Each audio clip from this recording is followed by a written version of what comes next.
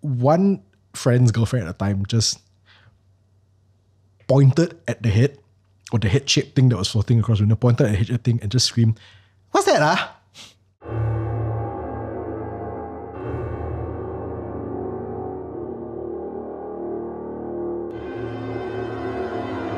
And we are not live. There we go.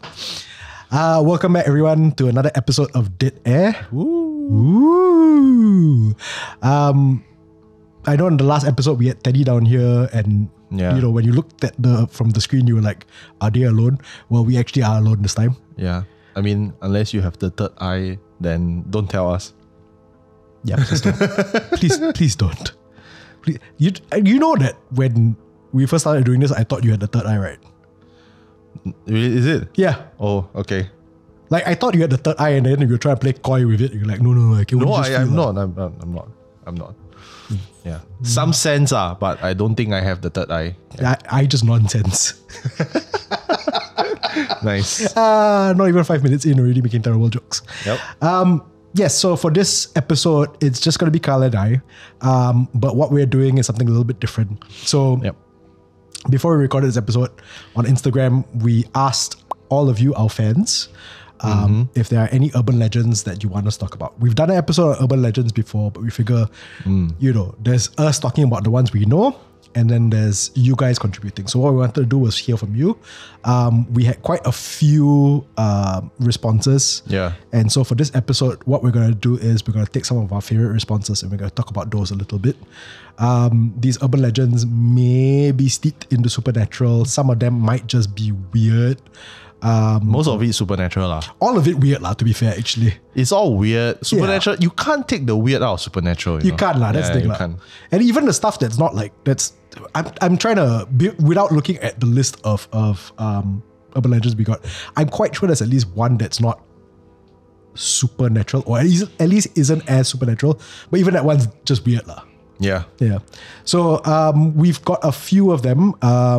You know, if you're one of the lucky fans whose suggestion we picked out, we'll give a shout out to you as well when we talk about each of the urban legends. So shall we jump right in? Let's do that. Let's do that. The first one we had was from... Okay, I'm reading off your usernames. So if I get the usernames wrong, I am sorry. It's from all of it is from IG, actually. All of it's from IG, yes. Yeah. So this is from Joe Writes and Bites. I kept mistaking that for Joe Rise and Bite or something like that. I was like, that sounds like a very, very serious name. And then I was like, oh, Joe Writes and Bites. Okay.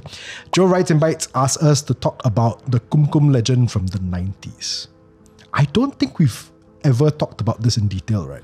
I think one of our live sessions definitely has. Yeah. I mean, we've been doing this for 4 years, right? Definitely will have talked about this, but not in these details.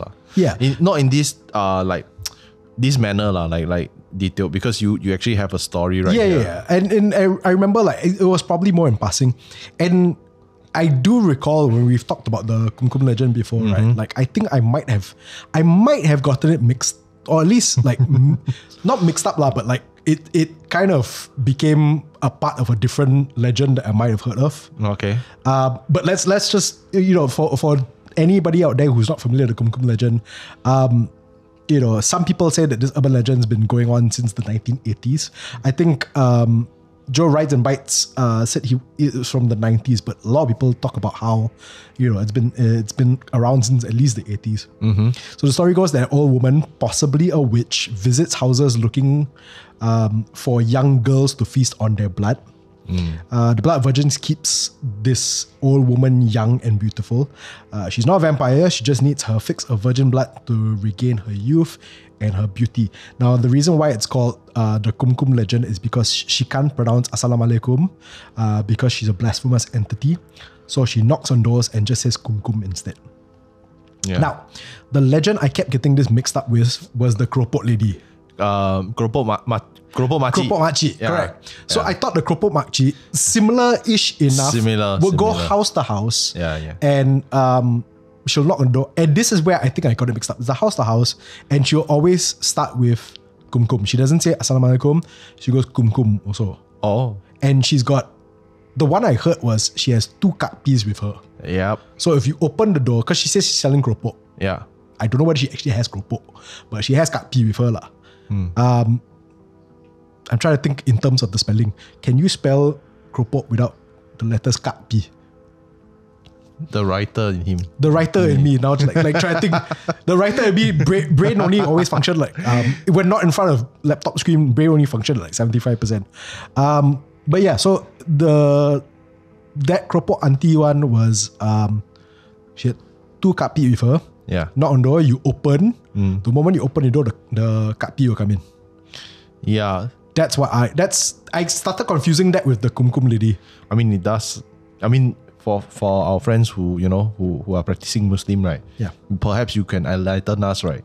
Like, is it a thing that blasphemous entities can't actually say Assalamualaikum? So that's why they say Kumkum. Is it like a shared thing? Maybe there's a shared thing, like basically dirty things they can't say that out loud, right? Because it's called peace with you, right? Yeah. Yes. Peace be with you or something, right? So I think maybe there's a shared thing. That's why all evil dark things entities they say cannot that. say it lah. Yeah lah. Specifically, maybe this not vampire entity use Kumkum for some reason. It's called Kumkum for some reason, but it's very similar. Yeah. But take a step back, right? Where did you hear the keropok auntie? Oh God, it's one of those things where I know it's a fairly recent legend for me. Like it's not something that I grew up hearing. So even like, okay, the keropok auntie and the Kumkum lady, let's just assume that yes, they are separate, but let's assume that they kind of came up around the same time. Yep. Like they were colleagues. But that's the thing, like I never heard about the Kumkum lady or the keropok lady until at least into the 2000s. Yeah. So okay, I say fairly recent, we're in 2024, so in the last 24 years lah. Yeah. Clearly showing my age.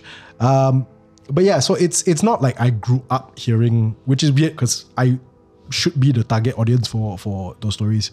But I didn't grow up hearing them. I only heard about them like much later on in my life. Yeah. Yeah. For me, it's a mixed bag. So during the early 2000s, I was in primary school and secondary school already, right? In that transition stage. And I heard it from classmates. Yeah. And they're like, oh, don't open, your door for this random makcik. Then got the few versions are one she's with 2 kat pi, one she's alone, and she tell you she got ghosts and that kind of thing. Yeah. Then one is through an email thread. Remember one of those email thread your friends say must forward to 5 people, if not you will actually visit you. Yes. It's one of those. Then somebody adapted it to this keropok auntie thing. And then there was one, right, that I saw like a couple years back, like I think about 7-8 years back on Facebook, and it's basically saying that, oh, the keropok auntie is back. She just crossed the border from JB into Singapore. So this whole time she was stuck in immigration. No, wow. No lah, I think maybe she went on a holiday. She got haunt our neighbors in Malaysia first, then she crossed the border. The question is... No, she's doing regional tour. Yeah, like a band, right? The question is, right, she need to use passport or not? Will she get stuck in jam? That's the question, right? Okay, first of all, to answer the second part, I don't think that she will get stuck in jam. I feel like the supernatural lane at the causeways, right? Yeah. It's almost like the VIP lane. Nice. So it's less jam. Because most of them not solid. Most of them can like walk through walls and everything. So nice. Okay lah, no need to queue up. Just go one across each other and everything. And then like whoever's at immigration must be damn on the ball lah. It's like check. So okay, passport I don't know Passport I don't know. Chopped IC, like IC with a punch hole or something like that. Now, if they were ghosts, if they were just like spirits of the dead, right? Does that mean that they need their living relatives to burn the passport for them? Depends on your belief lah. Yeah, that's true lah. Depends on, and I believe that if she's controlling kat pis, I don't think she's Chinese lah. That's true. Yeah, that's true. Well, you never know. Hey. Yeah, never say never. Yeah. Funny you should mention the email thread thing, because like I can't remember whether I told you about this. I worked with another writer, Victor Ocampo, and I think it was 1 year for the Singapore Writers Festival. He was doing one of those like text-based kind of games that apparently you're not supposed to call them Choose Your Own Adventure because there's a company called Choose Your Own Adventure and they own the copyright for it. But it's basically a Choose Your Own Adventure game through email. And Cropot Lady was a character in that. I can't remember the exact story, but the Cropot Lady was actually a character in that. And that was like what made me go, oh, I remember her. Because I hadn't thought about her in a while. Probably not since like maybe early 2000s. And then like that came back. And then I think that's when I started thinking to myself, Kumkum Lady. Yeah. Because I think Victor used a bit of the Kumkum legend in that as well. So he kind of intertwined them. But I guess it's like Katpi and what's the one that comes before Katpi? Langsue. Langsue, yeah. Yeah, where you kind of combine a little bit. Yeah. I mean, it's such a melting pot, right? Of urban legends. Later, there's a few, right, that it's like, there's a mix origins, like different regional versions. It's kind of like Pokemon, right? Got different regions. Sorry, I just wanted to make that reference just for... Got different region versions.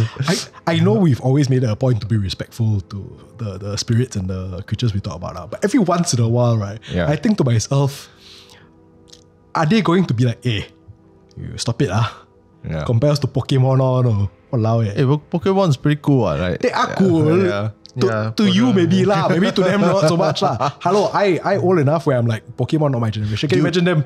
Dude, you know, like there was last time there were like I think still a bit lah right now, but last time there was a huge Pokemon Go phenomenon, right? Like people were like playing everywhere, like at night. They're going, you know, like they are so detailed to the point, right? If you go to a cemetery, you only catch ghost Pokemon. Like there's a type called ghost types lah. So that there are actually ghost Pokemon that exist in the Pokemon world. So like, I don't know, like there were people who were really going to cemeteries to catch ghost Pokemon or like rare Pokemon in cemeteries. That is not the path I thought you were going to take. I thought what you were going to say was our next venture should be HANTU Go. HANTU Go, why? Catch ghosts lah. No no lah, catch virtual ghosts lah. Hell no, I'm not interested in that. Yeah. If you want to see such a video game and you're a video game developer, he says no just for now, but maybe we can talk about it. Yeah. We'll see how it goes. Reach out. Yeah, but back to the Kumkum, right? Yeah, I think it's a little bit. It's also kind of like Miss P. It's kind of like the Pontianak one. It ties in a sense, like they do. I mean, it's on the flip side. They usually attack pregnant women, right? Not virgin blood. Yeah. But it's also to maintain the facade. Right? That yeah. I thought you like covering up like a lie or something. Oh no. Like maintain the facade of their looks lah. Yeah lah. Yeah. So that's the thing about urban legends. It's so stacked. Yeah. Right. Yeah. You don't have like a urban legend history professor to go and like document it. If you are out there, please reach out. We would love to talk to you. I guarantee you there's one. No, but guarantee you. Like we don't know them, but the Western side of things, yes, there is the SCP, right? Yeah. The SCP they do that and they create their own law as well. But I guess somebody should do that. Not me. Because we're already very busy. But we would love to talk to someone who does that. I think the closest thing would be one of our previous guests, Eugene Tay. Yeah. I think he is really all in, too much in. we can, if we wanted to do this like collection of like all urban legends, we'll circle back to it in maybe like 10 years. Yeah. Maybe we are old. We are old. When we were older. We're old. Stay in a cabin near Old Tampines Road or something. I mean, I know Old Tampines can't have cabin, but just imagine. What the hell? Then you just stay there, then you start writing shit. Look, if I'm staying in a cabin along Old Tampines Road, right, writing shit is not the one thing on my mind. The one thing on my mind is like, why did I make this decision in terms of real estate? Okay, so going back a little bit, where do you think the Kumkum legend came from? I think is definitely from the Malay Peninsula lah. No, as in like, what do you think, like the origins of it lah? Like, because I'm okay. So for me, it's when was the Benjamin Sheares Bridge? That was 70s, was it? I don't know. I wasn't around. Like whenever, okay, I strongly suspect that whenever this legend started, right? Okay, maybe not, obviously not in around the time of Benjamin Sheares Bridge lah. That's a separate urban legend lah. But like I think that it probably around when this happened, there were stories of young girls getting assaulted. I imagine. I don't know for sure. This is pure speculation lah. And you know, so I don't know, you take that one little like kernel of truth, and probably not like a whole lot of young girls being assaulted, maybe one or two, and then like this kind of thing just grows out of it. Yeah. So then like your natural instinct is like, oh, okay lah, because like a lot of these ghost stories and urban legends all start as like cautionary tales. So it's like, don't let anybody into the house lah. So if you anyhow open the door, you might get attacked, right? Yeah lah. And then so like, you know, as with so much of the misogyny that permeates like the supernatural, it's like, oh, it's not a man, it could be a friendly makcik that happens to be walking by. She's a witch. Then yeah lah. So either way, at the end of the day, they won't just anyhow open the door to anybody lah. Yeah. No lah, but I think my personal take on this is basically it came from the Keropok auntie came from Kumkum. Kumkum is way back. I think Kumkum is the original source. And then I think the OG source is possibly Pontianak. Or a version of her, right? Then somebody spread. And it probably came from like I said, the Malay Peninsula. So it spread from there, from either some of the native language or from Malay itself or Old Malay. And then it spread. That's how urban legend starts. Then it spread. Then some guy who thought that he was being funny, he's decided to write this story based on Kumkum and turn it into a Keropok auntie. Like what? Okay, why do you think even till now people are asking us to talk about it? You know, like the whole idea of someone visiting you at night, knocking on your doors. It's creepy lah. It's creepy lah. It is creepy lah. And then I think it's because it's home that makes it creepy. Yeah, but these days people don't knock. They press the doorbell. Yeah. If people knock, you know, I don't know. That's true. That's true. There's something weird about people like, as compared to like, you know, like ding dong. I'm gonna start knocking on your door from now on. Oh, go ahead.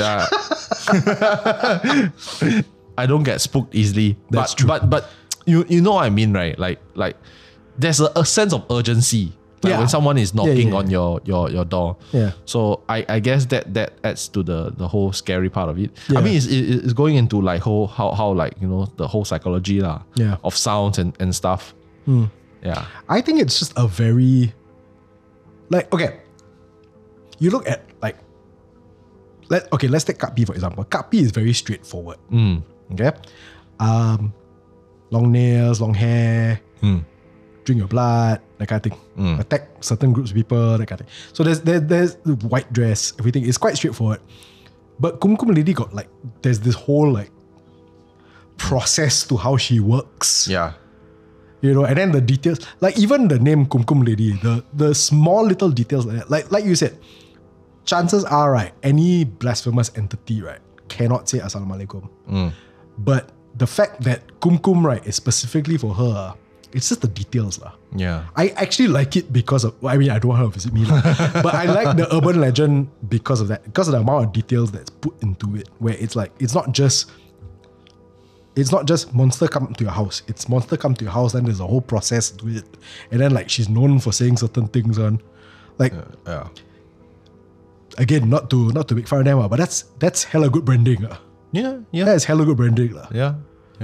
We can have like later we vote. And at the end of this episode, we vote which one we scared of the most. Okay? Yes, I like that. Okay. I like that. And at the end of it, right, when this video is posted, right, we want you all to in the comments tell us what's your, out of all the ones that we're talking about, what's your favorite urban legend? What's the scariest lah for you? Yeah, what's the scariest?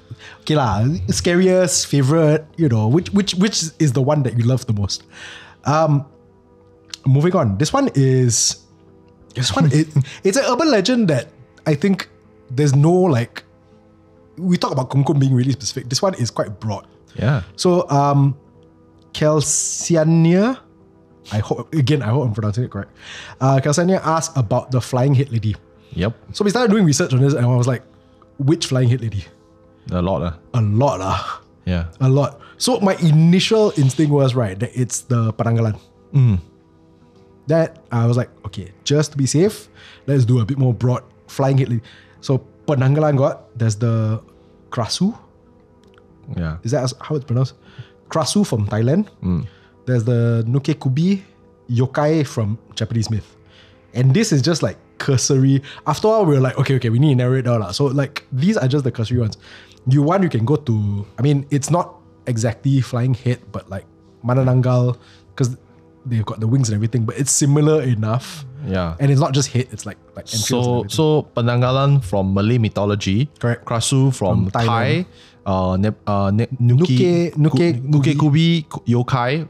Yokai is demon from Japanese urban legend, and then Manananggal from Philippines folklore. The thing is, okay, so Krasu, Penanggalan and Manananggal, it's not just flying head. As far as I can tell, the Nuke Kubi is just the head. Because it's it's a spin-off from another yokai. I can't remember what's the name of that yokai, but it's the extended neck yokai. So Nuke Kubi is like the spin-off from her. Yeah. So hers, as far as I can tell, is just the head. The rest of it is like head and entrails. No, dude, like the Japanese yokais, right? There's like a lot of them. Yeah. Like a lot. Yeah. Like I remember buying like some Japanese mythology book. I was like, oh, it's a lot thicker than I thought it would be. But then like, you got Japanese mythology book. Yeah. Yeah. Speaking of which, I do have one recommend. We try to recommend you new stuffs every day episodes, but here's my recommend. Also a fellow horror creator, Tara A. Devlin. Basically, she does Kawabana podcast. We've mentioned her a lot on this podcast as well. So I bought a lot of her books, most of which is about, haunted places in Japan. Yeah. Japan mythology. So I'll link them down. Yeah. They're good reads. Very interesting. Yeah. Yeah, but back to this the flying head lady. Flying head lady, the broad term the flying head lady. Okay, so in all the cases, it's a woman's head. Never a man's. It's a woman's head that separates from their bodies. And then the head goes off to hunt for blood. Or, I think in the Nuke Kubi was specifically, I think it was the Nuke Kubi, raw uncooked meat. In most cases, the women are cursed to exist this way because they practice black magic or committed some kind of wrong. Of course. Some kind of wrong. Doesn't even say, doesn't specify like, it has to be black. I think one of them was like, she cheated on her husband or something like that, kind of curse. So, flying head lady, I think I told you this, right? Like how I once saw a head. Yeah. The shape of a head floating and everything. So this one's been, I'm quite sure, like even the Nuke Kubi one, like goes back quite a number of centuries, if I'm not wrong. And so this one's been around for a long time. I think that's what I mean when I say like some of the urban legends are more supernatural than the others. Because like the Kumkum lady, it's supernatural, not exactly supernatural. She's like a witch, but it's a very urban setting. Whereas this one I think has been straight out ghost, bro. Yeah, it's not straight out ghost, son. Yeah. This one could be anywhere. Yeah. Like you think Kumkum lady, you think HDB block. You think flying head lady can be anywhere. Yeah. You want to tell, for the new listeners about your flying head story? Okay. So again, this one it's head shaped. And even though I wasn't the only one who saw this, there's always that caveat of, I cannot say for sure. It's not like I make eye contact kind. But there was once where we all gathered at somebody's place, and their place was a condo. It was the ground floor unit of a condo, a very old condo. Where their unit was in the overall condo was it had the living room windows face the back of the condo, and the back of the condo is just dark. There's like shrubbery and like bushes and stuff like that on there, like very old trees. But at night it's just dark. So there was one night where a whole bunch of us were gathered down there watching football. I remember us, like all at once, all of us kind of went quiet because we saw something head-shaped outside the window. And again, pitch black outside. There's only like, you can only really see the shape of like trees and like bushes and stuff like that. Saw something head-shaped just floating, not like that but just floating across the window.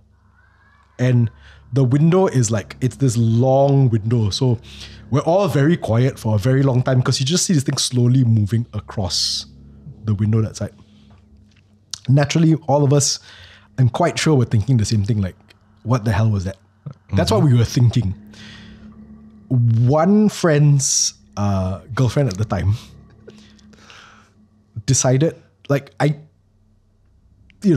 try not to judge. Maybe some people not as familiar with the customs when it comes to stuff like this lah. But one friend's girlfriend at the time just pointed at the head, or the head-shaped thing that was floating across the window, pointed at the head-shaped thing and just screamed, "What's that, ah?" And all of us just like, I think there was a sense of relief where we could stop staring at the thing and then just turn to her and go, shut up. And then she just kept going, "No, what's that? What's that?" Like she was missing out on a joke. So what's that? We were like, shut up. Thankfully, by the time we finished yelling at her to shut up, the thing had like gone past the window already. But yeah, that condo was old and creepy. And I won't say where it was lah, but it's located where a lot of other stories that I've either personally experienced or heard about. It's located around the same area. I can't remember whether I've told people where my encounter with the wolfman is, the wolf creature is. I'm pretty sure you eventually said it. Yeah. Okay, even if I said it, I don't think anybody's gonna bother to go back and check previous episodes. Oh, people will, but like, yeah. Okay lah. For those of y'all who bother to check, at least okay lah. You've done your homework. But yeah, it was around that same area where this condo is. It's around that same area of where creepy, right? Yeah, that whole stretch of road is just fun. It's certainly very active. Yep. But yeah, that's my one instance where flying head. Don't know whether lady lah, but flying head lah. I think we have one episode of Ghost Maps with a flying head lady, right? Yes, it's based on this episode, I think. I think it's based on this story. It's I think it was a story that you got actually, because it was during Hungry Ghost Month. Oh yeah, I remember that. Yeah, that's pretty creepy. Yeah, that's my sister's story. Yeah. Yeah, so like I mean, I just wanted to set some context. Like you said ground floor, so it could be just a person's head, like walking. It could be, but we didn't see again. Did you see a neck?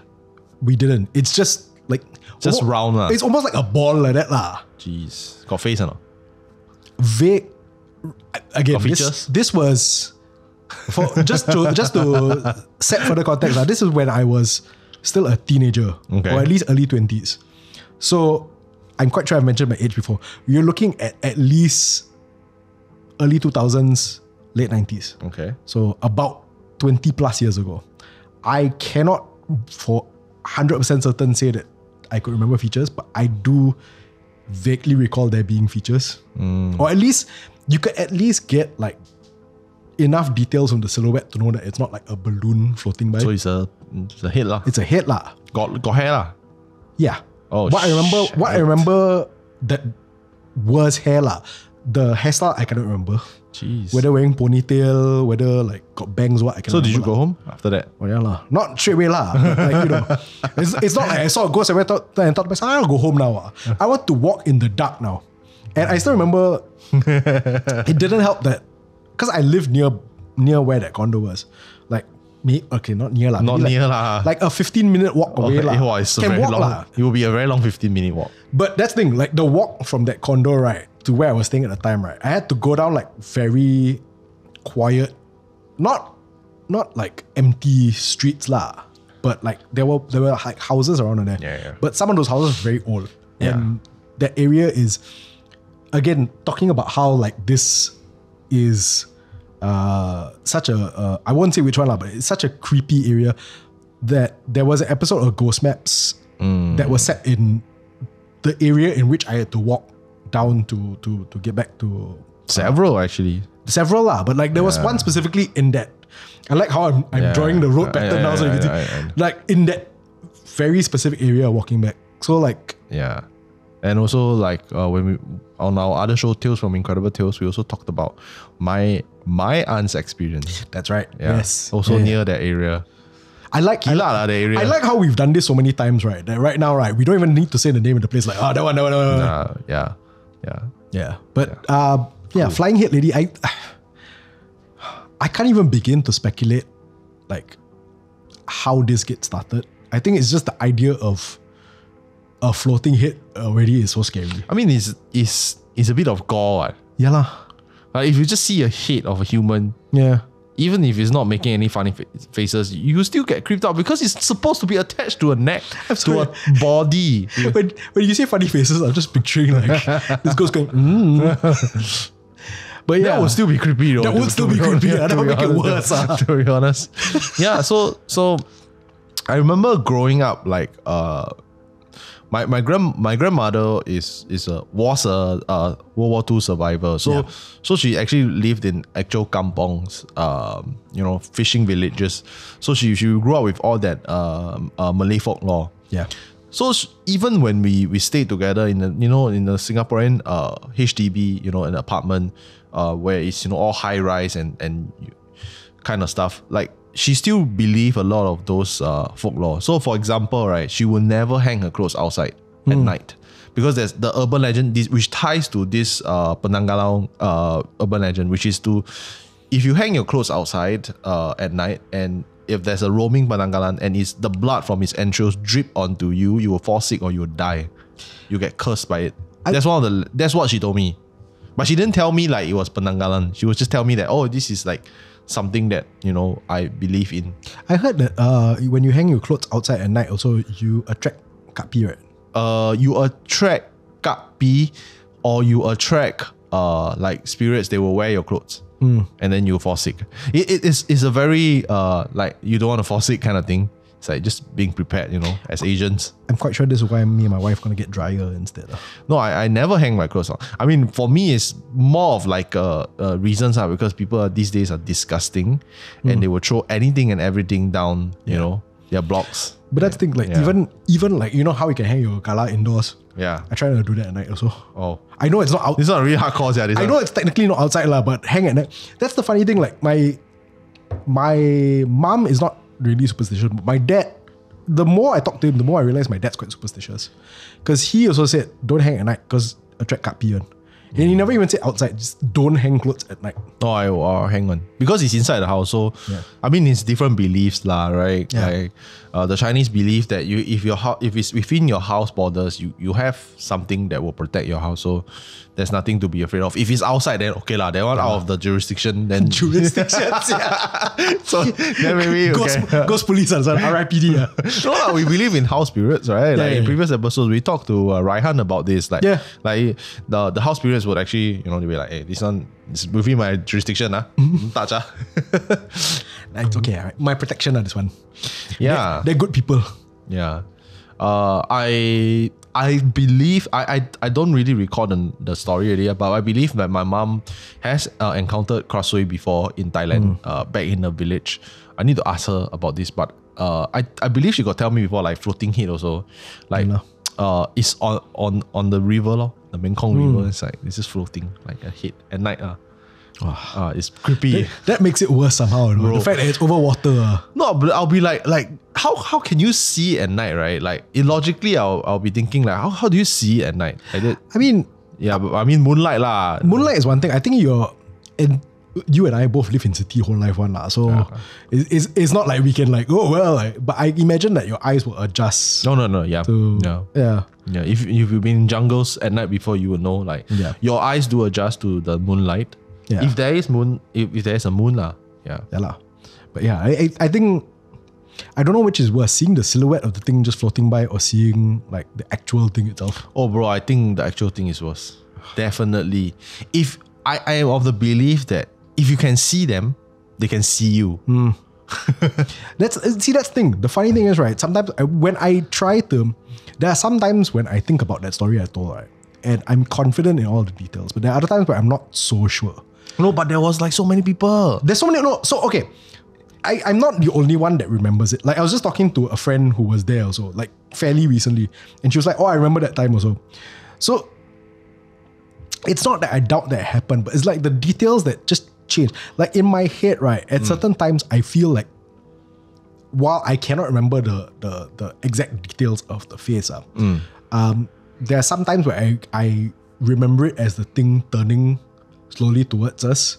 still floating from one end of the Jeez. but I remember it turning slowly, and which would make sense lah. I mean, if somebody goes, what's that Yeah lah. Like, and there's so many layers, guys. You see, like, there's a layer where from Wayne's perspective, and then there's the group perspective, and then there's the idiot perspective was like, what's that? So I think it's very hard to dispute it. Yeah. It's really very hard. It's almost on the level of remember my Genting story? Yeah. Yeah. That was 8 people. It's like, I remember it happening and other people remember it happening. And as it turns out, I'm like, because I was talking to this friend who was there also, and she reminded me of at least another incident around that area. Which we will save for a future Ghost Maps episode. So I won't tell you. But you told me that one, right? Yeah, I told you one. But that's the thing, like, I don't even remember that incident until she said it. And I remember thinking, yeah, I recall this happening. I think I was just too blur at the time to fully comprehend. You are. Yeah. Because I remember all the details of what she was talking about. Wayne is very oblivious when it comes to supernatural. I hope I stay that way. I think you're changing. No. I think I don't want. I don't want. The Changi incident. No, I want to stay blur. But the Changi incident is a one-off. That's what it's going to be. It's going to be a one-off. We'll see about that. We'll see about it when we do more shows. Nope. Yeah. Just a reminder, if you all want to put this to the test, what was it? 10,000 likes? 10,000 followers on Instagram and 10,000 subscribers. I don't know which one's first. WSA, please find out. WSA, just to confirm. I forgot already. I'm just going to say, I placed the challenge that we would get 10,000 followers on social media.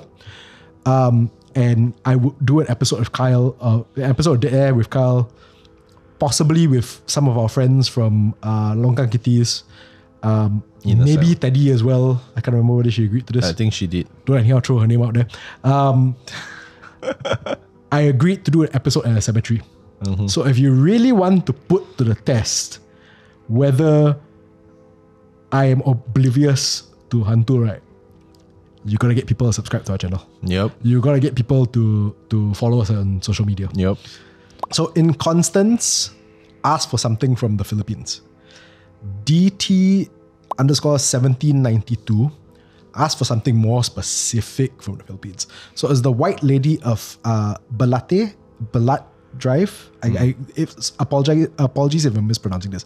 So this street is in the New Manila district of Quezon City. So the legend has it that a ghostly woman used to be seen around a very large tree along the drive. I looked for photos of the tree and it's huge. It's one of those, like, it's not just tall, it's thick tree with like I know it sounds a bit weird the way I'm describing it. Like, I seem very excited over a very thick tree. I swear it's not. I'm not sexually attracted to a tree, but like, like vines coming out. It's an old tree. You can tell that it's been there for a very, very long time. So naturally you see a tree like this, whether there is an urban legend around it or not, you imagine like urban legends that pop up around it. So this ghostly woman in white used to be seen around the tree. The tree was eventually removed, but there are still like a lot of trees along this drive. So the running theory is that even though the tree is removed, she's still there because she's connected to these other like newer trees as well. The background behind her is vague enough, but tragedy is definitely involved. So she was either died or buried near the massive tree. She was either involved in a hit and run, or was abducted by a taxi driver and sexually assaulted and then murdered, I assumed. Here's the thing. So urban legends, usually you think like, friend of a friend tell you, or this person will tell you, or that person tell you. And then eventually it kind of builds up into this thing. She holds a distinction among all the urban legends we're talking about because there was a prominent account of the White Lady in the 1950s. So, and this was apparently an interview in the newspapers. This was actually covered in the press. A police captain had picked her up at one end of Ballet Drive. And so what the police captain had said was that street can be a bit dangerous, not very well lit during the 1950s, and can be a bit dangerous. So he sees this young lady and he offers to give her a lift. You know, just to be safe on the street. And she was like, oh, I just need to get to the other end of the street. So the police captain's like, well, fine. And this is late at night, of course. So he lets her in the car, and the car cannot be opened from the inside. She's in the back seat and cannot be opened from the inside. You need somebody to let you out. So he drives, I think it's like 1.5 km or something like that. So it's not a very long street. So he gets to the end of the street and he turns around to tell her like, okay, we're here, I'll let you out. He turns around and she's vanished. So there's never been like, you know, as far as I can tell in terms of this, and please correct me if I'm wrong, but just from a cursory look online, she hasn't attacked anybody. She hasn't like gone out to like, you know, cause any harm. She's just this white lady that appears on that street. And I think the sense I'm getting from her legend is that she's there to somehow remind people of the tragedy that befell her. Like it's the usual spirit thing lah, like, you know, unfinished business or very tragic death, so your soul is stuck on earth. So I think like almost like what we're talking about on Tales, where it's like the energy is still present because of the shock of their death. Yeah, so I think so it's gruesome. Yeah. So no violent accounts as far as I can tell. Again, correct me if I'm wrong. Please leave comments. Let me know that, you know, if there was violent thing. I never heard of this one before. I've heard of it. Okay. I've been to Philippines for work and for NGO stuff in the past. So I think one of our Philippine counterparts, they did tell us about this story. And in fact, we were staying in an area near Balete Drive. We stay in Quezon City. Yeah. So I definitely, the first thing they did was to tell us this urban legend. Of course. The Filipinos also love their horror. Yeah. So they told us. And we were fascinated. It was like, actually this sounds like a ghost from Old Tampines Road. Just a phantom spirit, like, oh, I pick the taxi uncle pick you up, and then it turns out then there's nobody back, you know. Yeah. So yeah, I heard of this story. Interesting thing is that I think one of my friends saw the ghost, but not on the car. Because we're staying in Quezon City, so I'm pretty sure I don't remember the place where we stayed at. Yeah. But I just saw photos, right? Yeah. I remember it's in that kind of neighborhood where there's a lot of trees. Yeah. She told us that she saw a white figure. I think she has the third eye. Not particularly close with her, but like she told us that she saw a woman that's standing on a tree at night staring at her, because the windows is like they don't have the shades on. It's just, and it's like one of those bunk bed situations. Because when we went there for NGO, we were students, so we were bunking together. So just nice her bed, like the lower decker bed, she was facing the tree. Then she saw her at night, and she was freaked out. Yeah. And she kept telling us that it was Miss P. We were like, no lah, Miss P is in Malaysia. How can it be in here? Again, you know, they can travel through customs and all that. Yeah, but then I have a theory lah. Like now it makes sense, right? Balete Drive, it could be but she wasn't malicious or anything. I think she just stood there on the tree. Yeah. And mind you, because the tree is quite tall, so it's on level 2, right? It was like eye level. Not very far. Yeah, and can see.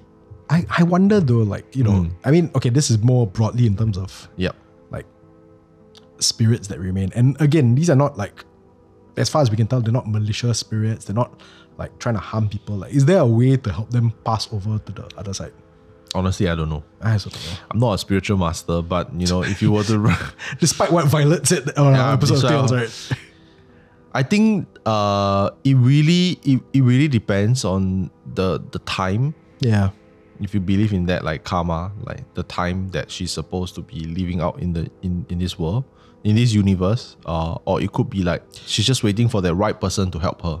Wait, when you say the time, you mean like, her life was cut short, but she's supposed to live like, say, 80 years? Yeah, it could be that. It could be that. Yeah, that's why like if you believe in the whole karmic cycle, people say that people who take their own life, they'll be repeating it. every day because it's not up. Their time is not up. They cut it short. Huh. Yeah. So that's one belief lah. Then the other belief is like you just need to have the right person to help you. The person who is very matching of your energy to be able to see you and help you. Like we've covered that, with Mr. Cap. I think it was one of the episodes last year where this taxi driver helped, this victim from confrontasi to move on. So I think that there has to be like that, or somebody has to be, strong enough to go and try to help the spirits. So those are like spiritual masters lah. They're straight up people who practice white magic or who are Taoist masters, like fathers, that kind of thing. Yeah. And then they take it as part of their spiritual training, their enlightenment training. Monks, they go and help the spirits move on to the light. But sometimes it's very hard. Like they are either corrupted or like they don't want to move on. I don't know. Yeah. So it's a very complex thing. It's not one size fit all. Yeah. When you say corrupted, do you mean by like other demons or? Yeah, it could be evil things, or they themselves are already corrupted. Yeah, so filled with hate that they want to take revenge or something. Like you don't know, right? You never know. Yeah, I do wonder whether, because like if there's an account of her from like 1950s, this is the most prominent account I could find. I don't know whether people still see her. I think they do lah. I mean, but when I went to Philippines, that was about 10 years ago for NGO work. They are still talking about it. Which means like how? Oh yeah, because your friends are They're teenagers. They're teenagers. Yeah. So like, what's keeping her here? Because like you said, like it's the karmic cycle of like you live out how long your life was supposed to be. Then after that, like then you can move on. So I wonder. It could be that. Yeah, because I remember and I can't remember whether I've talked about it on. Dead Air. I'm quite sure I talked about it on Tales from Incredible Tales, where there was not a similar lah. There was a legend in Norwich in the UK about a woman who was either she was accused of being a heretic or a witch. I can't remember which one it was. They're not really clear on the legend also, like whether she was a heretic or just like accused straight out of being a witch. But she was burnt at a stake, and the legend has it where you'll see her at like a certain bridge in Norwich where she's carrying like a bundle of sticks and she drops the sticks, right? You try to help her pick up the sticks, right? In about a month's time, you will die a fiery death. Jeez. Yeah, so it's like, but that's the thing, like and this spirit must have been around for centuries. So like, I guess what keeps them here is that strong emotion lah.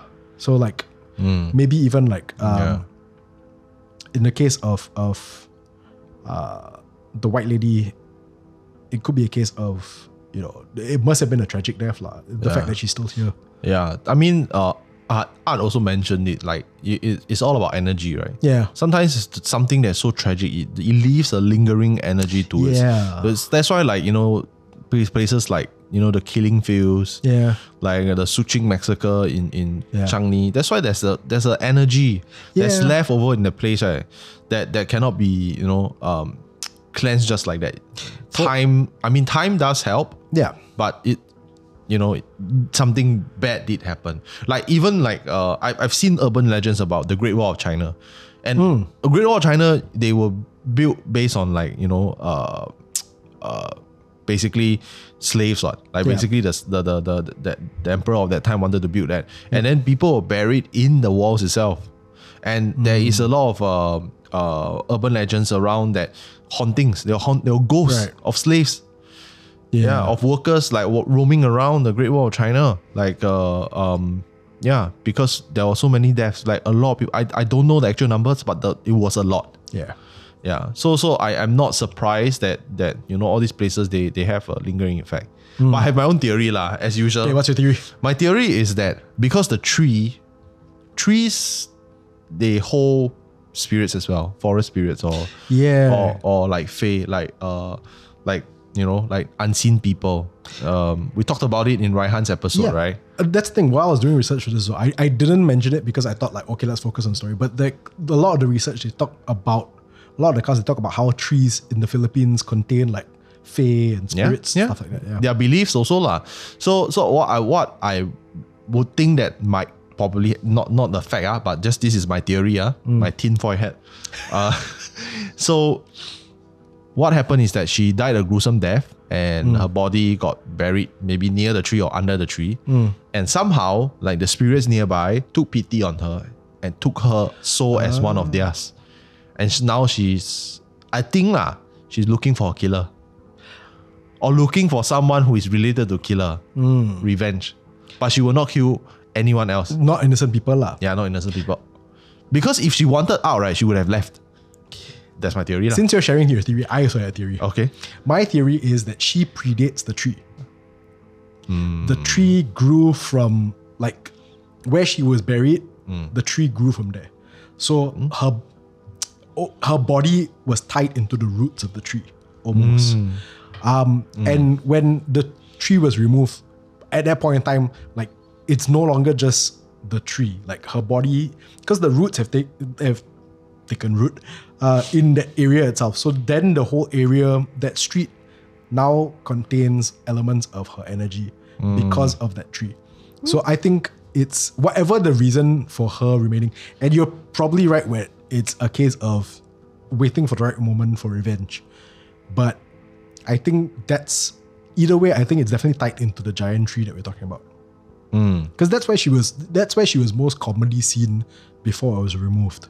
And then now she's still seen down there, but still the running theory is the trees are what keep her down there lah. Yeah, then I'll add on to this theory is that, then does that mean, right, like all the eco-friendly burials, they're going to be super based with energy. So because you grow a tree out of a deceased person, right? And then all the leftover energy is there, all congregated in this forest. But, okay, wait. So, if let's say I choose to have an eco-friendly burial, it's a choice. Will my energy still be there? Depending on what kind of person you are lah. Shit. You can be an environmentally friendly person, but still be a terrible person. Okay, let's assume that at the end of my life, I have not like intentionally killed anybody or caused any great harm onto somebody. But yeah, the energy is still there, what? So that's why cemeteries and I think columbariums are creepy, what? Yeah, that's true. Leftover energies, what? So forests will become even more creepy, yeah. That's true. Yeah. Slight tangent, like I think durians, they grow very well in cemeteries. Was it you who was telling me this, or like a few other people? I think it was me and a few other people. Yeah. But I've been to some cemeteries to explore, and I saw a few durian trees in Singapore. Yeah. So the nutrients they get is from Yeah. And durians, they take very long to grow. Like the durian tree itself about 10 years before they bear fruit. So a lot of time to get all the nutrients that they need. Pure tinfoil hat. But do you think that durians evolved to be smelly because of the fact that they share soil with decomposing bodies? I would love to believe that. But like the science just don't point it. I know lah. I know it doesn't lah. But but it's a nice. You're not the only one that can have a tinfoil hat. No, but it's a nice way to have that. It's more on brand for us. If that was the case, it is on brand for us. HANTU brand durians coming soon. No, I wouldn't eat them. Here's the thing. I would eat durians if not for the fact that I have gout. Yeah, fair enough. Yeah. All right. So white lady. So this one's from my friend Johan Johari. Shout out Johan. What's up, brother? He's asking for stories of people getting violent and fighting with hantus. Bro. Now this one, really hard to find. Okay? We did as much of research as we could. Could not find anything of like people fighting hantus. The closest we can find, and that's why I say for this one in particular, if y'all have if y'all have heard urban legends about this or stories about this, please share them in the comments because we really want to hear about them. And we probably will like at some point talk about like if y'all had stories about this, we will talk about it as well. Yeah. So this one was hard to find. The closest we can find was and this kept popping up no matter what kind of search terms I use. What kept popping up was abuse during exorcisms. And this happens quite like it's a global thing. So I was like trying to narrow it down to Asia, and I couldn't even get it down to Southeast Asia. I could get it to Sri Lanka. I'm sure Southeast Asia has instances, but the one that seems to like dominate like at least the first 2 pages of like search results. And I take it one step further. I tried 2 different search engines about. The one that dominates it was there was a case of a 9-year-old girl in Sri Lanka. I think this was 2021. So the reports I saw were in 2021. So I don't know, March 2021 if I recall specifically. So it probably happened in like 2020. The 9-year-old girl in Sri Lanka who was beaten to death because her mother believed that she was possessed by a demon. And she was beaten to death not by just her mother. It was her mom and the exorcist. Oh my God. So I can't remember which denomination it was, what faith it was. Quite frankly, it doesn't really matter which faith it was. Did this they get screwed up? Did they get? They got charged. They got go to jail? They were jailed. I can't remember like what the sentence exactly was, but they were charged and they were arrested. But I can't remember what the full sentence exactly was. But yeah, so it reminds me a little bit of when I was trying to think about this, it reminded me a little bit about what Hafiz was saying. And it's a very weird, it's like the opposite end of this story of when he was talking about Tales from Incredible Tales, when he was talking about his, and I think he might have mentioned this on Dead Air as well, about his mom, like at the wedding, and she started doing like she looked like she wanted to fight. And then other and then other people at the wedding started looking like they wanted to fight as well. Yeah. So I like that's the other end of where my mind was going. It's less want to fight with the ghost. It's more like possessed and then wanting to fight. Yeah. But yeah, so this, and it's horrible. It's more common than it should be. There are cases in Singapore and Southeast Asia of people being abused through exorcisms and stuff. I recently heard a story but it's not abuse, it's like a form of exorcism, which is really out there. It's a personal friend's story which I won't share without permission. Yeah. But like you hear this kind of stories, you're like, oh my God, it's so out there. Can this really happen in this day and age? But apparently it can. And it's very sad that, violence happen But to answer your question, no, we don't have Johari. We don't have this. But I have heard of stories of I think this is like at least 2 generations passed down, like Taoist exorcists. They actually fight with the spirits, but it's not confirmed. It's not an urban legend. It's just stories. They actually fight with the actual spirits. Yeah. No, yeah. Keep going. So it's kind of like like the Hong Kong movies like Mr. Vampire. Yeah. It's kind of like that. Like I guess that's the source material. I don't know. They actually fight with the spirit. They can see and then they fight with the spirits. With of course like the charms and like the holy water and stuff. You saying this reminds me of something I heard, and I can't remember the details at all. Okay, what I remember was I think it was in Indonesia where they basically 2 bomos pit their spirits against each other in like a fight. Oh yeah.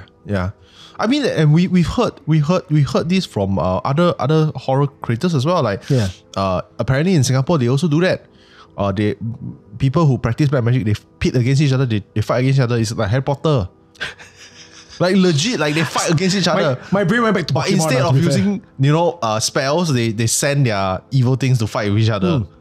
Like I said, kind of like Pokemon, isn't it? In my head, right. God, I hope this is not going to cost me any trouble just for saying this. In my head, right, what I picture is more like Street Fighter. So like the actual fighters are down here, so the actual spirits are there. Then like in the corner, like almost as part of the background. You know when you play Street Fighter, the stage you can see like people in the background going. You are the one of them. The bomos are those lah.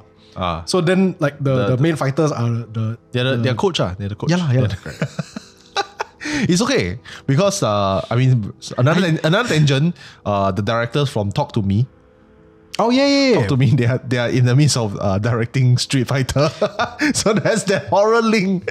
You guys will forgive us, won't you? And Street Fighter is owned by Capcom, and Capcom owns Resident Evil. So not very far away from horror. This could steer very much into the hell with those Resident Evil movies. No, I'm not gonna talk about that. If you don't, you brought it up. I didn't. I know. The Resident Evil movie sucks, by the way. Yeah, there we go. The new one, the reboot one, is okay. You see, he triggered me. He triggered me. It's not so much that I triggered you or anything. I like how prior to you just going off and going like, the Resident Evil movie sucked. The thing you said just before that was, I'm not going to talk about them. Because you triggered me. By saying that I won't talk about, I'll get triggered. So I get triggered. I don't know. Yeah. But yeah, so like, again, that's how I picture it in my head. But I mean no disrespect by it, but like that's, yeah, so the I've heard of spirits fighting each other and like, you know, the shaman or the bomo or whatever is sending the spirits to fight against somebody else's like kept spirit or whatever it is. That Charlie one is the first one I've heard of real people fighting Catholic or Christian exorcisms. So it's like, it looks like a fight lah, or at least it looks like a fight. Yeah lah. The Hollywood version. It's similar to that, but they actually like fight the ghost, like but you can't see it. You see, so it doesn't make sense to you unless you can see it lah. I don't know, but if you know, if we were to put it in your Street Fighter lens, right, the spectators need to all have third eye so they can see what's going on. I was about to say, I was about to go along the lines of, if you watch the guy fighting the spirit, then for a normal person, it just looks like he's fighting air. However, if you do the equivalent of putting on 3D glasses, suddenly it's like, wow, it's a whole new experience. Like you start seeing like the sprites and the fireball and whatever lah, right? Like they start hitting each other. So yeah, like the whole theme of this video is basically Pokemon. That's the Pokemon battle, bro. Like you battle for the gym badge. But instead of the gym badge, it's like, who is the strongest ghost in this region? First of all, can I just say, I appreciate the fact that you think I am young at heart enough, right, to know what you're talking about when you go gym badge. Dude, like Pokemon came out in the 90s. When in the 90s though? Okay, put it this way. To give you context, early 90s, I believe. I am basically on the cusp of the Power Rangers generation. No, but like Pokemon came out in the mid-90s. Mid-90s, yeah, but it came out in mid-90s in Japan. Yeah. When it finally hit Singapore, I think... Also, no, late 90s. Late 90s. Late 90s. By then already... I no longer target audience. You just missed it by I just missed it. You just missed it. Not a hair lah. At least one ponytail lah. Because to me, it's like, and I like how we're completely straying off topic on here, but just for context for the show, for me, it was like Ninja Turtles, Power Rangers, Pokemon. And I was still okay with the start of Power Rangers, but never really followed through, so Pokemon is like too fast. Okay. So anyway, we're on the topic. Anyway, we're on the topic of Pokemon. Just go all in now, okay? I'm going to add a bonus urban legend to this. Is it about Pokemon? Yes, it's about Pokemon. Okay, go. So there was this... the first Pokemon game, there was this town. It's called the Lavender Town. And it's a town where there's this tower where, you know, it's quite cryptic for a child's game. A children's game. So it's a tower where they kept the ashes and buried their Pokemon in. And the particular music from that original, they have remastered that version of Pokemon. Pokemon Red, Blue and Yellow. That version and Green. The music, right, is super creepy. So I'm just gonna let you hear. Okay, so Kyle's let me listen to it. We're not gonna play it because, you know, copyright. We like still being online. So that is creepy. So that music was creepy. And as a kid, right, when I played Pokemon, I played the first generation. I played Pokemon Blue. I felt super creeped out. I don't know why. I remember clearly, like whenever I go to Lavender, you have to go to that town just to progress in the game. But I felt super scared. I would not play that portion at night. Even as an adult, when I hear it, I was like, oh, I can hear the memories. Then, so basically, what happened is that there were mass cases of seizure. No, I remember that. And apparently, urban legend. This one's, I don't think is confirmed, but there were kids taking their own lives. Yeah, that's this music thing. It was called the Lavender Town syndrome. I remember the seizures one. I was too young at the time, and and it was bad enough to the point where like there were actions that needed to be taken, I'm not sure what, because I'm jumping on this just like that. Yeah. But that was the urban legend, and I didn't even know it because, like, you know, Singapore, we get games slower. Our pop culture is slightly slower. We don't get the news and stuff. And back then, a lot of the kids don't have internet, so we don't have access to urban legends, creepypasta, all this kind of thing. So we only got this urban legend thing. We only know of it in the 2000s, where, you know, where it's more established, where we have more internet and MSN, that kind of thing. Yeah. Then I found out, and then it clicked. And I was like, whoa, this Lavender Town thing is creepy. I remember hearing about the seizures. So I am 99.99% certain that actually happened. The 0.001% is that, you know, I just memory. But I remember reading about that, and I don't remember about the kids taking their lives thing. Those were rumors. Yeah, exactly. So and it happened in Japan. Yeah. You know? Yeah. Because it was the first market to get it. What? Correct. Yeah. I can't remember whether it was the game or was it episodes of the show though. I think both. They had one episode that caused seizures. Yeah, because that's what I remember. I know that also. But like, it's just so weird. Yeah. And the music was so weird. If you look online right now, right, I'm gonna link it in the description. There's quite a few, I won't say a few, like there were documentaries and commentaries on this whole Lavender Town syndrome. Like that people went to dig, like why was it so creepy? Yeah, and I'm reading it right now, right? Like the composer also said that he basically did it to get an eerie atmosphere. But I guess he overdid it. Yeah. It's creepy. Like, it's up there, you know, like one of my most favorite games of all time is Resident Evil 2, the original one. And it's up there with that music, like the creepiness is up there. Like, if you don't remember, like you forget like Pokémon right now, right? Forget about Lavender Town, and you take that piece of music and you apply it to any horror film, it will work for sure. Fun Ghost Maps fact for everybody out there who's a fan of both our shows. The very, very, very, very first episode of Ghost Maps was written to a track from Resident Evil 2. I can't remember which one it was. It's the one at the basement one. Right. The police station? The police station basement. The right where you enter the mall. Yeah, so that, yeah. So when we were discussing how we wanted the episode, the atmospheric was like, I love that. Was damn good. I love that one. Yeah. So somehow circling back to the actual urban legend we're talking about, I like the Shaolin one. That's the only one now I know of, because I couldn't, aside from exorcisms, I didn't know about, like, you know, anybody physically fighting HANTUs or so. I can't say that. I mean, other than stories that I hear. Yeah. So again, anybody out there who's got these stories, please share with us in the comments. We really want to hear about it. We'll talk about it probably in a future episode of Dead Air. Yeah. But quite frankly, more than anything else, I think we just want to hear about these stories. And so that's like, we've got like about 4 urban legends, well, 5 if you count in the Pokemon one. 5 urban legends now. We wanted to save this one for last because it's not just one urban legend. Oh geez, there's so many. Yeah, it's just like a collection of urban legends, and we've talked about this before, but also at the same time, we can't do an episode of urban legends without talking about this. And to be fair, a few people actually asked for this anyway. So there is Kenneth Raman 5173. He asked for anything to do with Kapi. Our friend Audrey Chan asked us to speak about Karak Highway in particular. So, if we're doing Karak Highway, we've got like, I think, and this is just us scratching the surface, I think we've got like 5. This is the first urban legend I heard that made me aware of Karak Highway. And it is like, when I first heard it, I can't even remember whether I connected it to Karak Highway, but it's just such a no pun intended, bloody good story. Yeah, I don't even need to look at my notes. I know how I still remember. But for context, right? For now Southeast Asian friends, Karak Highway is actually a old road.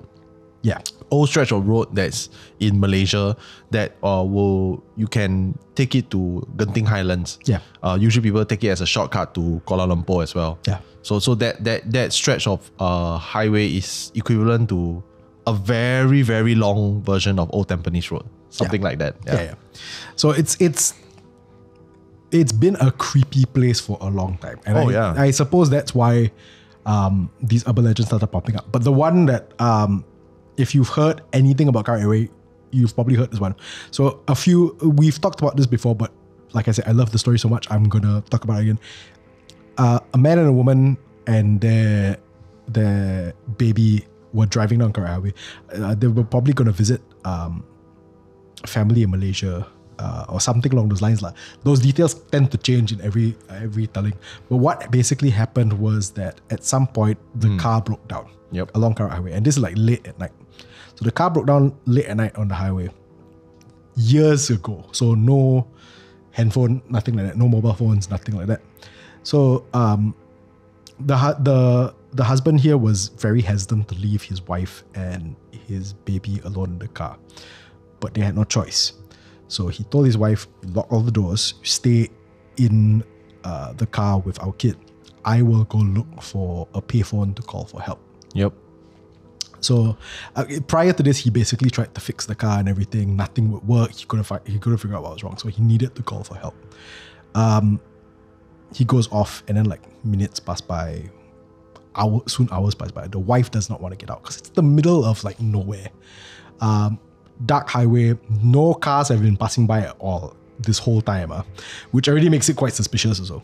So no cars have been passing by at all. Eventually, a car does drive by. The car is a police car, and there are two officers inside the car, and they stop next to, just far enough away from where the family's car is, but pretty much next to the car itself. And the officers are like gesturing for the woman to come over to their car. They're telling her, just come over to our car. And the key thing is they tell her, do not look back. Just come to our car and don't look back. Yeah. So the woman's like, all right, takes her baby, gets out of the car, doesn't hear anything. That was one thing that I noticed that well, at least it was one thing that was left out in the first telling of the story that I heard. But later on, it's something that I noticed other people had mentioned, that she doesn't hear anything. But she walks from her car to the police car. She gets in the police car with her baby. And the police car drives off. And when they're at a safe enough distance, she turns around and she sees on the roof of the car her husband's dead body. And he's being like, her husband's dead body is being eaten by a katpi. Some versions of this say it's not a katpi, it's like a banshee-like creature. Some versions of this just have the body on top of the roof, missing a head. Yep. But the most common one I've heard is a katpi devouring eating the head or something. So that is the, like, if there's a flagship story for Karak Highway, that's the one. Yeah. Was this the first one that you heard also? Yes. Actually, the Karak Highway urban legend, I only heard like 10 years ago. It was quite fresh for me. Like, and I've been on the highway. I've never heard of that. Even when I was there, I didn't hear about it. Only when I'm in Singapore, and it's one of those days where you just go into a deep dive into Reddit and then you just find urban legends. That's just how I spend my day sometimes. So yeah, that's when I found it. But you know, this is so infamous to the point, right, where there's been a few films made about it. Yeah. Like Malaysian horror films. Some of them are pretty good. There's one I watched called Karak. I think it's 2010. It's not bad. It talks about all the urban legends. There are quite a few, but they're all intertwined. There's like a story that links all of them together. But I mean, to jump back to the first story, right? This urban legend, there's some variations. The one that he talked about is the 1950s. Oh, okay. The 1950s version, because there's no phone, there's no nothing, right? And the police were wearing shorts. That's how way back it was, right? And the car that they were using is a yellow Volkswagen, which we'll get to in a little bit. We'll get to. And I think the husband told the wife, like, I'm gonna go, but you're afraid, and the child is crying nonstop. you play the Quran, the music, the radio, religious recites from the radio and lock the door. Yeah. So that was one version. Yeah. Another version is basically is in the 90s. Set in the 90s. I think this is the one I know. Yeah, so the set in the 90s one, apparently, when she turned and she saw what's happening, she screamed. And the thing, it caught the attention of the thing. Right. And the police had to open fire on that thing. So, so there's many versions, variation, both in film and in urban legend as well. Yeah. So I thought that's a very interesting urban legend. I heard the 1950s one first, but I didn't know it was 1950s because there wasn't details like the policemen wear shorts. It was just straightforward. Police stop the car, tell her come over and everything. I heard the one where she screams later on. I heard that version later on. Yeah. But the playing the Quran on the radio, that also I heard later on. That version I heard later on, but it does make sense as to why she was not attacked. She was not attacked. Yeah. Yeah, that does make sense as to why she was not attacked. Yeah. Yeah, I think I heard that one later. I can't remember what that was. Again, it's one of those things, memory lah. Whether it's intertwined with that the original 1950s version that we know. But yeah, it's such a good story though lah. The one. Yeah. It's like whatever it is, right? Again, no pun intended. It's a bloody good story. Yeah. It's definitely one of my favorite urban legends. I suspect that it's because of the strength of the story, and Kapi is the iconic Southeast Asian monster. I feel like this is not but definitely one of the most iconic Southeast Asian ghost stories. Yeah, I think it's because of the strength of this story that we got all the other urban legends about Karak Highway. Again, it's urban legends lah, so it's going to be a lot more, you need to do a whole lot more research to find out which one came first lah. But I'm pretty sure this one came before the next story, which is the yellow Volkswagen one. Just purely based on when the yellow Volkswagen was available in Malaysia. Again, not a big car fan, but I'm quite sure, this was later on. So the yellow Volkswagen one, I've heard variations of this one in other contexts. Yeah. But it's only later on after I heard those other versions that I hear the Karak Highway one. So this other urban legend on Karak Highway says that there's this yellow Volkswagen that's always driving down the highway. Yeah. It will at some point overtake you. And then it'll just slow down, like to a crawl. Which, I haven't driven in a while. But I imagine that must be very annoying for a lot of people, especially late at night.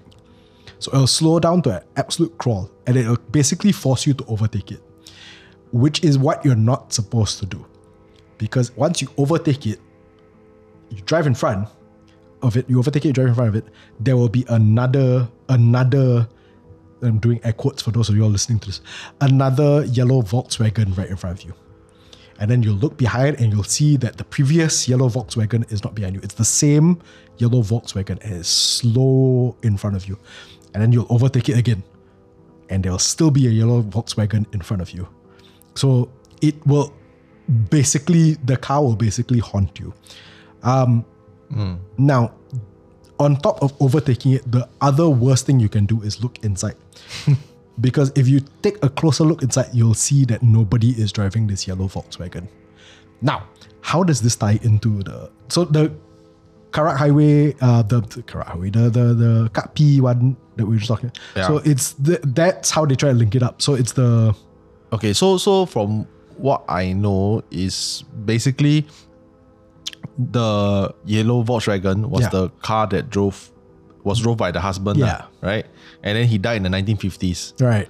So I will assume that the wife and the child got to safety because of the police officers. Yeah. But then now his soul is restless. Yeah. Still trying to get back to his place. And then that's why the yellow Volkswagen is haunting lah.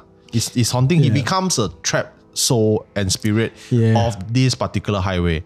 And the Kapis are there. They are old, so they are there. They are there since the beginning of the highway. Yeah. So they've been haunting the place already, and it's so near to Genting. Yeah. And Genting in and of itself is also another place with a lot of happenings, right? That's a whole separate episode. So I'm not surprised. So they are all linked. Then the yellow Volkswagen is basically a sequel lah. Like basically, it's the spirit of the man that's trying to get home and is scaring people and sometimes they scare them into accidents Yeah. That's. I heard this story, and that's why I do wonder whether it's limited to Karak Highway. Although it does make sense if the 1950s version was a yellow Volkswagen and then this is the sort of sequel to it, because I've heard this version of stories, like I've heard one in like America and like other countries and stuff like that. So but it does make sense if Karak Highway, if it's tied to what happened to the Kapi. And like we've spoken to some people about this before, where that place is just like flooded with Kapi, right? Karak Highway. Yeah. And I don't know why it's like such a hotspot for Kapi. It's basically a road through a forest, Yeah. a mountainous area, so I'm not surprised. Yeah. It's like Bukit Brown. Also Yeah. hotspot for high.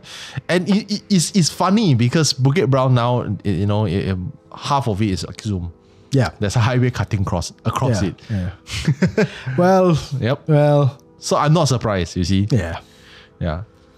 No, I'm not saying that we want our own local version of Karak Highway, but well. Too small lah. Too small. Kecil highway, this one, not Karak Highway. But yeah, so there's that, and then there's the other. This one I probably only heard about it fairly recently, like since the last time we talked about Karak Highway. Yeah. So there's the urban legend of the ghostly lost boy who's looking for his mother. Yep. It's very similar to another story I have, but I'll talk about it in a bit. So the ghostly lost boy is looking for his mother because him and his mum were in an accident along Karak Highway. Yeah. And what had happened was that when the accident happened, the son remained in the car, but the glass from the windscreen pierced his eyes. That's how he died. Yep. His mother was flung from the car. So his spirit, he died with his eyes being pierced. So I guess, there's the implication that his spirit is blinded. But another is that his mother is no longer next to him. So what happens is that you will see this little boy walking along the highway. And if you stop to try to help him, he does not mean you any harm. But he's just muttering to himself, "Have you seen my mother? Help me find my mother. Help me find my mother." Yeah. It's similar to a story that I heard.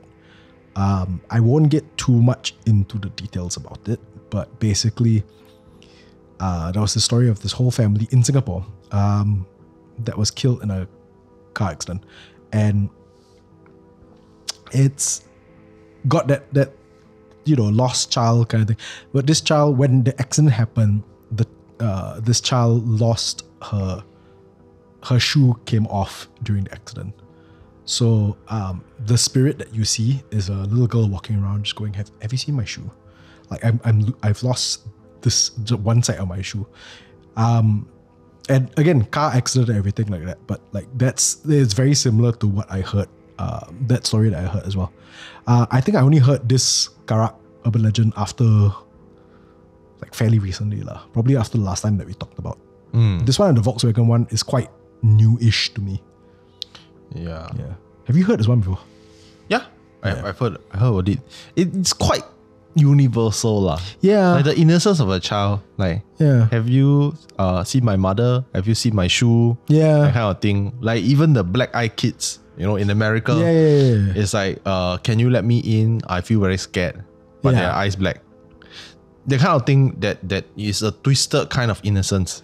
Yeah. It's always, the irony is that it's always the women and the child that scares us the most. Correct. When you see a man, you're like, yeah. Yeah, real life men usually more scary. Yep. Yeah. What's the current challenge going around? Would you rather your daughter be trapped in the woods with a bear or a man?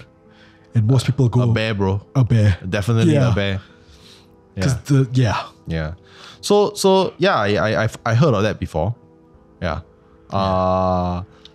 So the movie that I saw, these three things are actually all connected. it's these three that are tied together in the movie. Okay. So apparently the child has been dead for very long, like Right.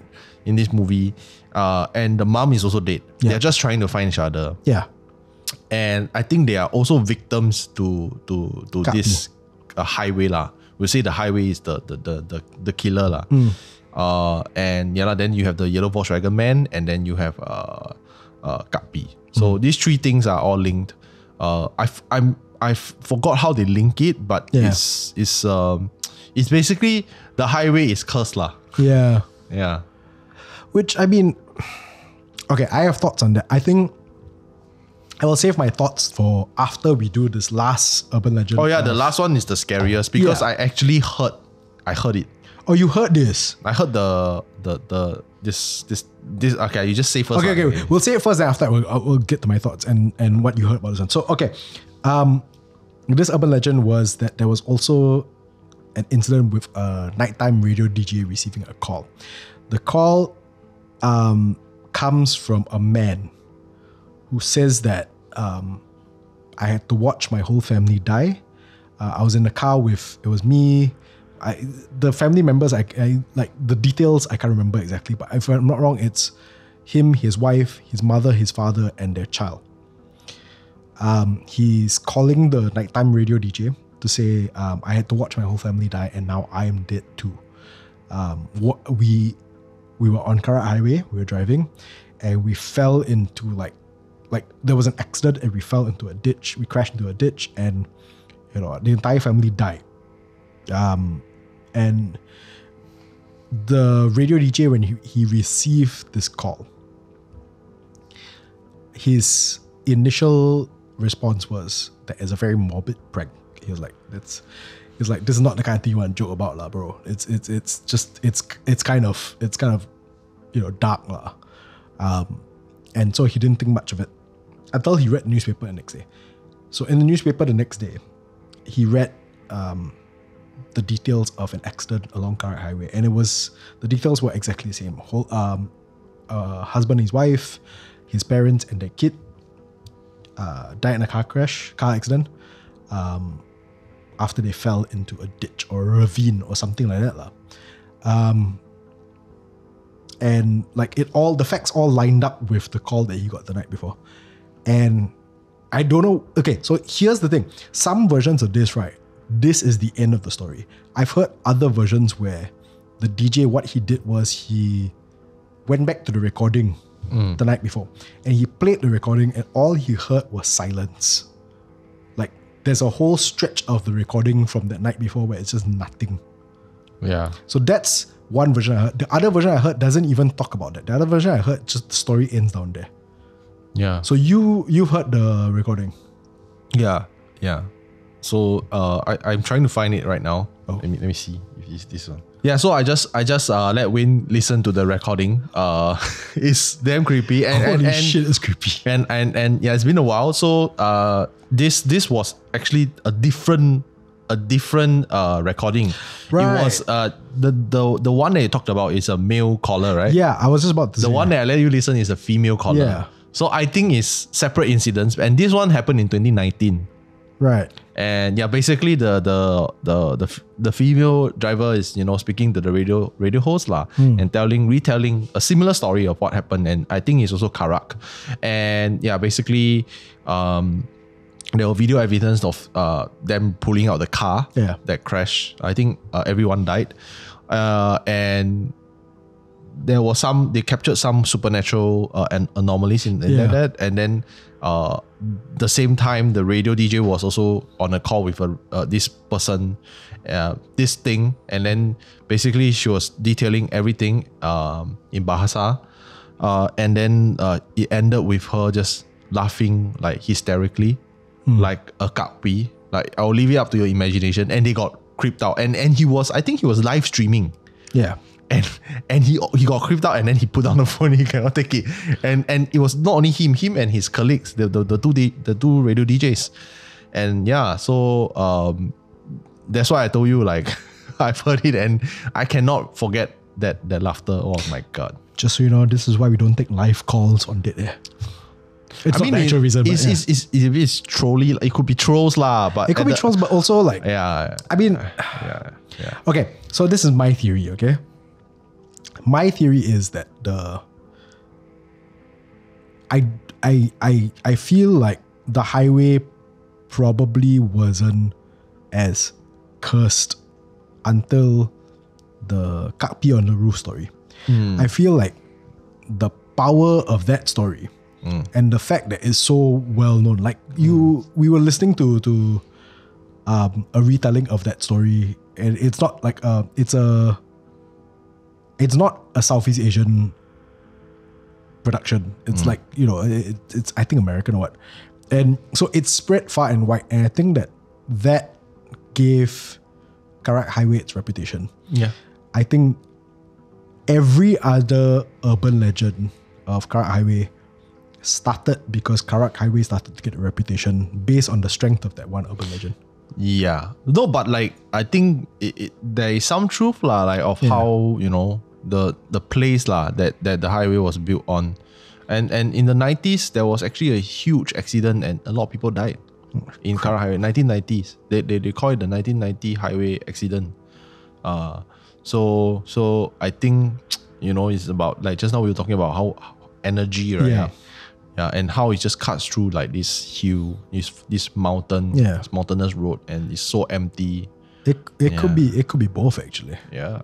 I mean, I'm not surprised. Yeah. There are roads, you know, in mountainous areas, you know, like Japan, right? Yeah. That could also be very haunted.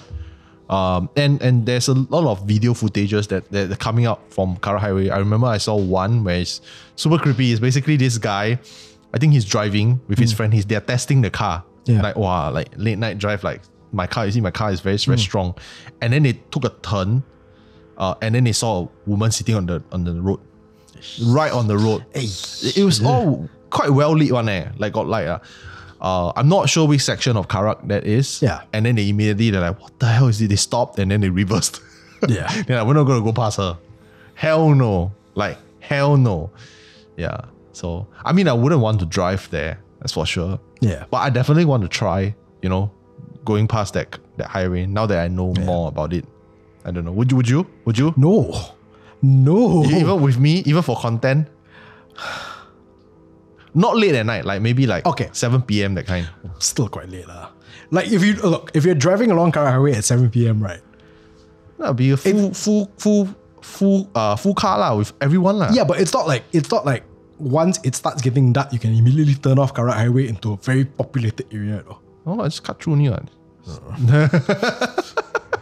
Okay, look, you tell me we start our journey at 5 o'clock lah. Still maybe can. The 2 hours makes a whole lot of difference to me. I guess we need to add another milestone, right? Okay, if we're going to add this milestone, I won't even say what the milestone is just yet. But if we're going to add a milestone, can we have the stipulation that this drive we take is at 5 p.m? Not 5 a.m, not 7 p.m, not even 7 a.m, 5 p.m. Well, actually, it's I mean, I'm roughly looking at the length of the place is about 300 km. Not gonna take the chance. I mean, the full length lah, the full length of that place. Not gonna take the chance. 5 p.m. we start. So I think like it's a combination of the two things. Like what you were saying just now, it's the energy of that place with the deaths that happened there. Whether it's you know the Kakpi incident or not, like you said, there was a crash down there and everything. There's that energy, and I think there's the legend of the Kakpi that is so strong. I think those two things, whether it's the energy of people past, whether it's just the strength of us talking, like we said lah, you know, you don't want to mention Kakpi's name at night because it calls her attention. So if you keep telling this story, right, if enough Kakpi are listening, they hear the story, they're like, oh, Karak Highway. heard interesting things about that place. Yeah. And they're old, right? Yeah. They say, there was one guy who said that it's about 500 years. They can live up to 500 years. I don't know what the There's like a non-life there's a time span for them apparently there's a time span for them. So if there's a lot of them, dude, and they are created what? Yeah. So they are created, and I believe that at this age it's very hard to create one. Yeah. So I think eventually they will run out of that. I'm that's just speculating. Yeah. I'm just speculating. So now it's built in the 70s, so now it's like 2024. Yeah. So about close to 50 years already lah. Yeah. Yeah. But anyway, lesser people use it lah. It's not as congested now because people try to avoid it. Maybe that's why all the urban legends started. Somebody was like, fed up people like, all of them taking Karak Highway because it's a nice shortcut. Yeah. So like start urban legends about this place, then like, fewer people start driving down there. Yeah. But I mean, it's definitely a very interesting road lah. But like you let us know, like, especially WSA, let us know like what kind of incentive we must put for Wayne and I to visit Karak Highway. Drive through. Just drive through. Okay? Karak Highway. And we will make a video about it. And I don't know, maybe I think someone who is not scared can help us. Maybe Uncle Zaku. Uncle Zaku is not scared. Uncle Zaku is a straight up non-believer. So maybe Uncle Zaku can be the one who's driving us and join us on this journey. 5 p.m. to 7 p.m. 2 hours we can clear it, I'm sure. First of all, thank you. Thank you for setting the time. Second of all, remember the first milestone we need to hit is 10,000 on 10,000 on YouTube. We'll have to write this down somewhere. 10,000 on YouTube. 10,000 on YouTube. We're halfway there. After so long. Oh joy. 10,000 on YouTube. For us to record episode of Dead Air in a cemetery already. Yeah, so with our friends. Yeah. That milestone is already set. Yeah. So 10,000 is a bit.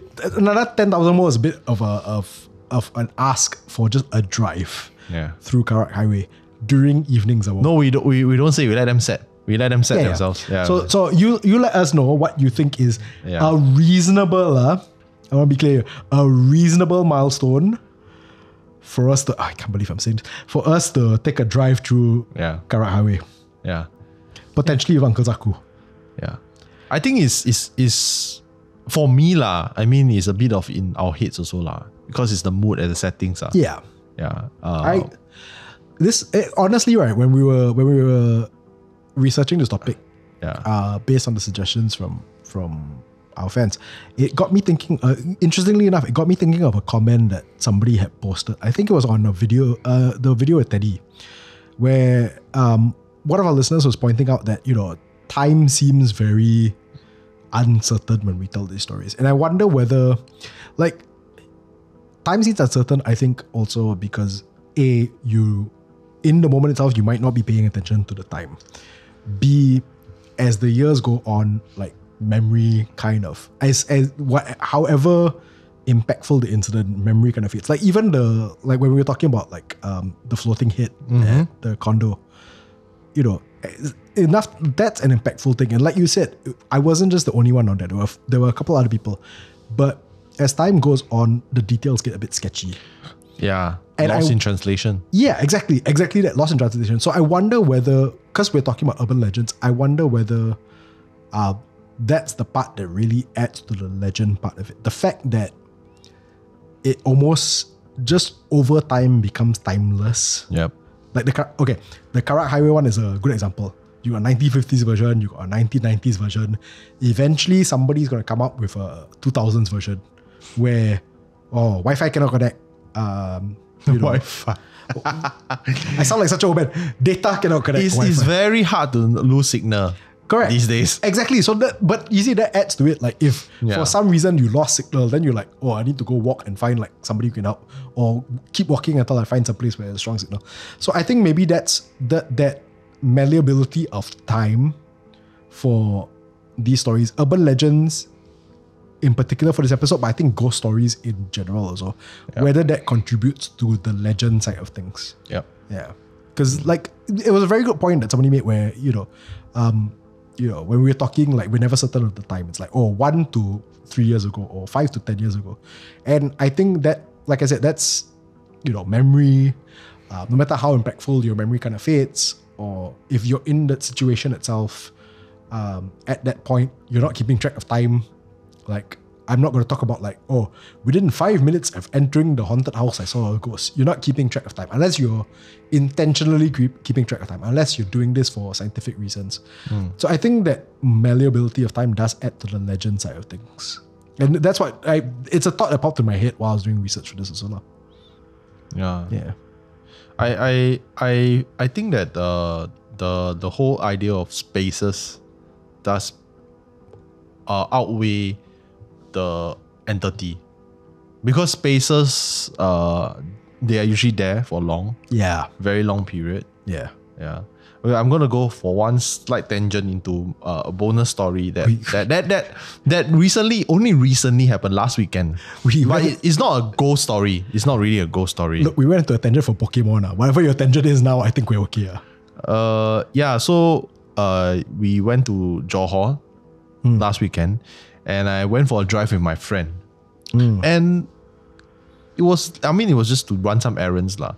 And we, we got into the evening traffic, which was quite bad. Like, it was jammed. So we took a detour, and it was raining hard. One of those heavy rains. So we did a wrong turn into this village. And it really felt like a village it could have been a setting for one of the Ghost Maps episodes. And I believe there was a Ghost Maps episode that was set there. And it was quite near us. There was an episode where we set it in Kulai. And it was based on a submission from one of our listeners. So I really felt that. And it was raining. It was like in the middle of nowhere.